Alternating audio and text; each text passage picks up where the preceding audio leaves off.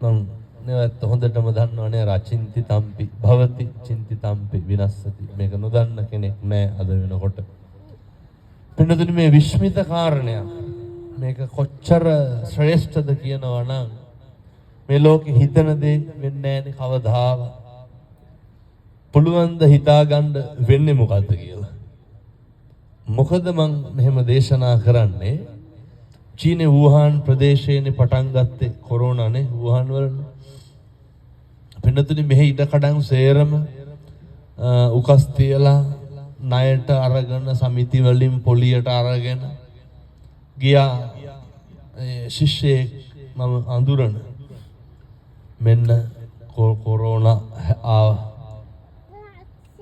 දවස් දෙකයි ඊළඟ ෆ්ලයිට් එකේ ලංකාවට ලක්ෂ ගාණක් කෝටියකට ආසන්න මුදලක් ණය. මොකද කරන්නේ? මේ තුන් හිතකින්වත් හිතපු එකක්ද උනේ? ඒ කියන්නේ මේ ලෝකේ කවදාවත් හිතන දේ වෙන්නේ වෙන දේ හිතා ගන්න බෑ. අවිනිශ්චිතය කියන එක කොච්චරයිද?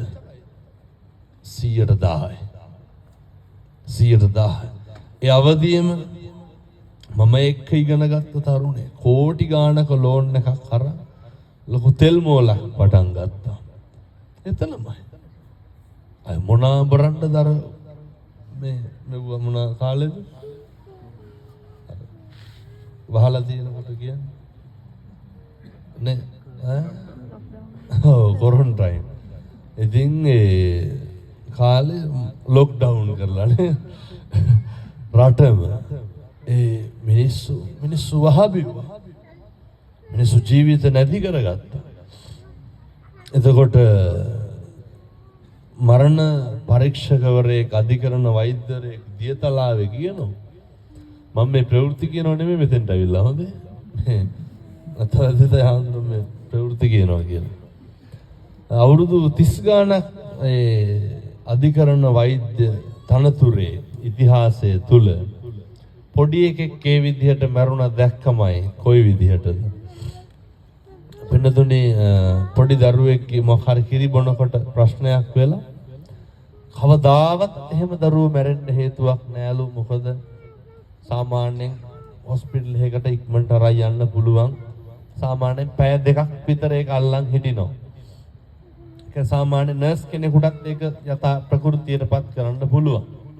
ඉතින් මේ තාත්තා මුළු ගම හැම තැනම බෝතලයක් අරගෙන අයියේ මේ පෙට්‍රල් එක ගහු කරලා දියතලාවට යන. එහෙම එකක් අපේ රටේ තිබ්බනේ.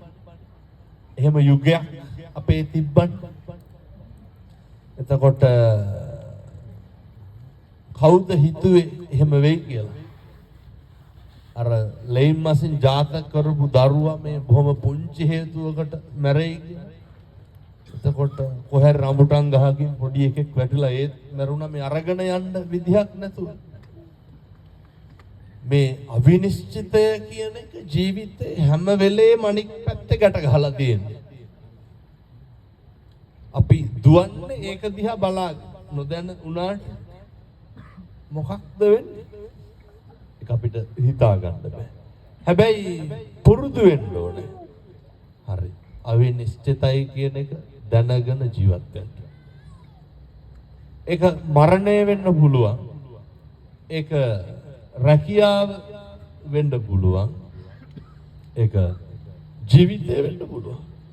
අර මතකද ඉන්දියාවේ අර කොහේ ඉඳන්ද ෆ්ලයිට් එකක් උස්සන්න ගිහිල්ලා පොඩි උනේ මේ අලහබාද් වලින් එංගලන්තයට යන එක ඔය මාවනල්ලේ අපේ තරුණේ මට කියන්නේ හාමුදුරුවනේ කලින් දවසේ පුදුම විදිහට සූදානම් වුණා.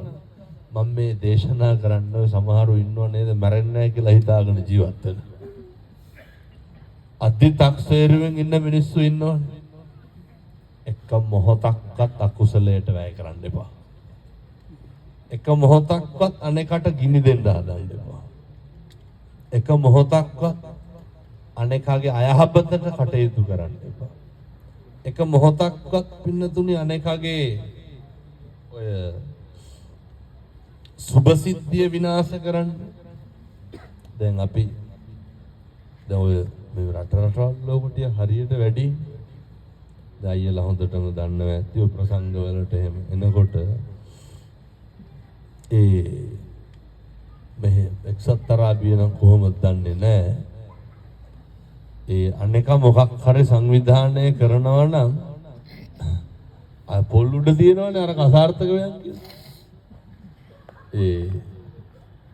ඒකේ විනාශ වෙනවට හරි කැමති. මොකක් හරි කමන්නේ මේ කවුරු හරි